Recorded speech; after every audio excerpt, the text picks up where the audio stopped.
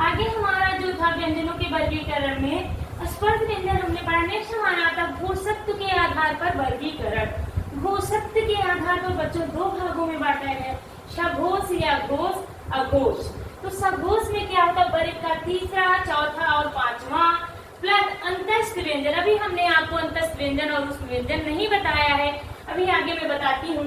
अंतस्थ व्यंजन में या लावा आएगा और सभी स्वर प्लस जब आप सघोष पढ़ेंगे बच्चों, इसमें ऊष्म व्यंजन का एक वर्ड आएगा जो कि हा है।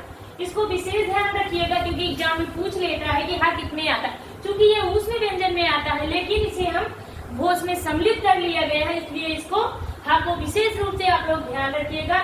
वर्ग का तीसरा, चौथा, पांचवा प्लस अंतस्थ व्यंजन यारा लावा प्लस ऊष्म व्यंजन हा, देन और सभी स्वर आपके आएंगे। देन बात करते हैं हम अघोष की। अघोष व्यंजन में हर वर्ग का पहला और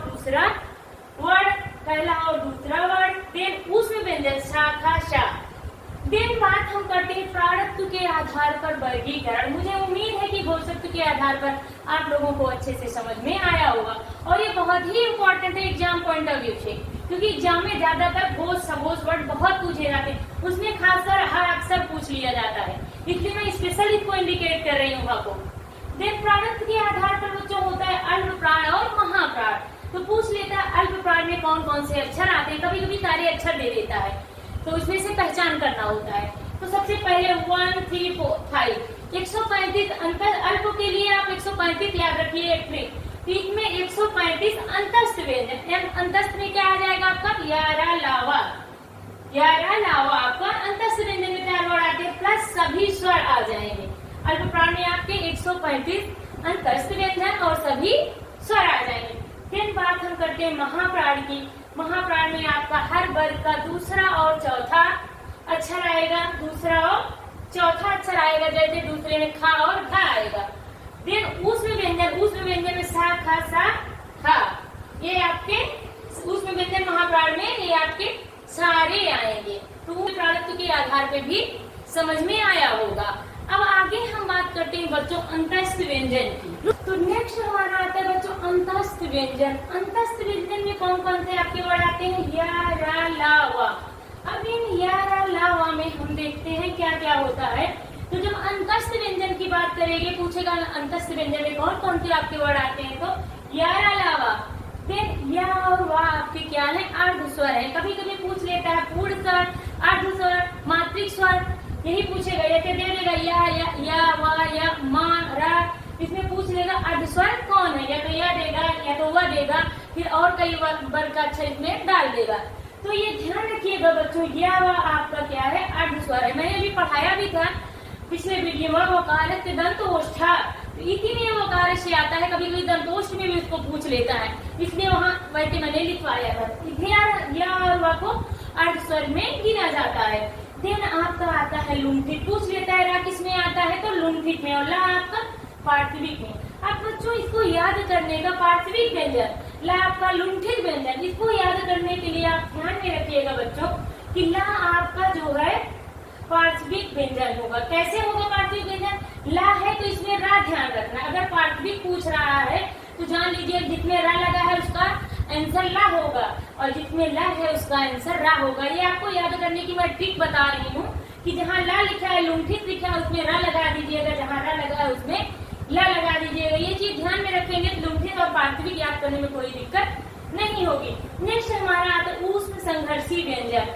ऊष्म संघर्षी व्यंजन में बच्चों सा, खा, ता, हा, ये वर्ड आपके आते हैं चारों। सा, इस सा को हम ताला भी सा बोलते हैं, इसको हम मूर्धा बोलते हैं, इस सा को हम दंतमूली सा बोलते हैं, और जो हा है हमारा कंठ से उच्चारित होने वाले शब्द इसमें आते हैं, ये सघोष और महाप्राण दोनों के अंतर्गत ही आता है। नेक्स्ट बच्चों हमारा और इसमें है एक दो चीजें बची हुई हैं, हम उसको आपको बता दे रहे हैं। उच्छिष्ट व्यंजन एक आता है हमारा, उच्छिष्ट व्यंजन, उच्छिष्ट व्यंजन।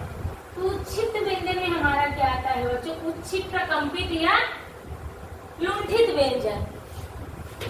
उच्छिष्ट व्यंजन में डा और ढा आता है। तो जिसमें हमारी एक आता है आपका उच्छिष्ट व्यंजन पूछ लिया जाता है। उच्छिष्ट व्यंजन क्या होते हैं, जो हमारे वर्ड माला के अलग से शब्द दो वर्ड आए व्यंजन भी कहते हैं, ताड़नाद भी कहते हैं, इसके कई नामों से हम जानते हैं। तो जो वर्णमाला में अलग से आए हुए ड और ढ, ये आपके आते हैं उच्छिष्ट व्यंजन के अंतर्गत। सबसे बड़ी बात है बच्चों, ड और ढ को अल्प प्राण और महाप्राण में पूछ लेता है, तो आप ध्यान रखिएगा कि जब ड को पूछेगा तो आप इसको अल्प प्राण में रखेंगे और जब ढ पूछेगा तो महाप्राण में रखें। ड और ढ, इसके डिफिनेशन में कह सकते हैं कि जब जिह्वा की नोक बहुत झटके से नीचे गिरे, जब किसी वर्ण का उच्चारण करने में जिह्वा की नोक झटके से नीचे गिरे तो उसे हम उच्छिष्ट व्यंजन कहते हैं। जैसे ड ढ, जिह्वा की नोक जो है आपकी झटके से नीचे गिर रही है, इसे हम उच्छिष्ट व्यंजन कहते हैं, जिसमें आता है ड आपका अल्प प्राण और ढ आपका महाप्राण। एक और आता है, उसको हम अयोगवाह बोलते हैं बच्चों, अयोगवाह। इसको भी आप लोग जान जाइए कि अयोगवाह क्या होता है। अयोगवाह पूछ लेता है तो ये आपके जो अनुस्वार और अनुनासिक होता है, अयोगवाह के अंतर्गत विसर्ग और क्या आता है, विसर्ग और अनुस्वार और अनुनासिक, अनुस्वार आता है। ठीक है, ये जो ऊपर लगा होता है और विसर्ग का सिंबल ए होता है। तो अयोगवाह में संस्कृत में तो 4 होते हैं, लेकिन हिंदी में आपके अयोगवाह मूल रूप से विसर्ग और अनुस्वार ही होते हैं। उम्मीद है कि वर्णमाला ये व्यंजन आपको बहुत अच्छे से समझ में आया होगा।